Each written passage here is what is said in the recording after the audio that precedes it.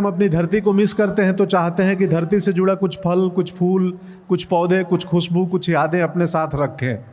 तो मैं आज भी गांव का एक लेवा रखा हूं, मेरी माँ ने बनाया था। वो लेवा होता है ना, पुराने कपड़ों को जोड़ के।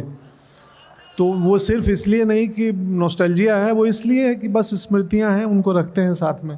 जी, स्मृतियों का जिक्र हो रहा है और मुझे आपके गांव की, घर की नदी याद आ रही है। आपने एक बातचीत में कहा था वो नदी अब सूख गई है। एक नदी तो है जो हम आपकी आंखों से बहती देखते हैं जितनी बार बिहार का, गांव घर का, परिवार का जिक्र आता है।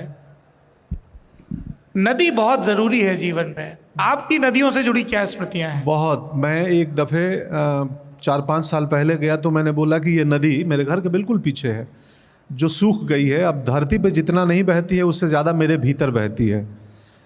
खुशकिस्मती है कि बिहार सरकार ने उस नदी को रिवाइव करने का प्लान कर दिया है, शुरू हो गई है।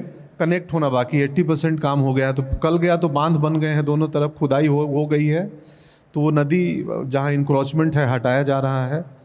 नदियों की बहुत बड़ी भूमिका है सभ्यता के विकास में। वो चाहे कोई प्राचीन से प्राचीन सभ्यता हो, या अभी गंगा के से हम गुजर रहे थे दीघा पुल से, तो नदी ना हो, पानी ना हो तो व्यक्ति और समाज का सर्वाइवल मुश्किल है। मैं नदियों से बहुत जुड़ा हुआ हूँ। भारत की लगभग सारी नदियाँ घूम आया हूँ, गंगा यमुना, साउथ की, नॉर्थ की, ब्रह्मपुत्र। तो मुझे नदियों से बहुत लगाव है कि पानी है, नदियाँ हैं तो फिर जीवन है।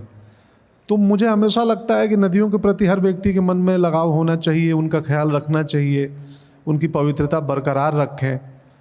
तो चुनौती है आने वाले समय के लिए, चूँकि ये दुनिया सिर्फ मेरे लिए ही नहीं है ना, हमारे बाद भी तो बच्चे आएंगे, अगली पीढ़ियाँ आएंगी। तो उनके लिए इस दुनिया को हम कितना खूबसूरत और कितना बढ़िया बना के दें, ये भी तो जिम्मेदारी हमारी और आपकी ही है।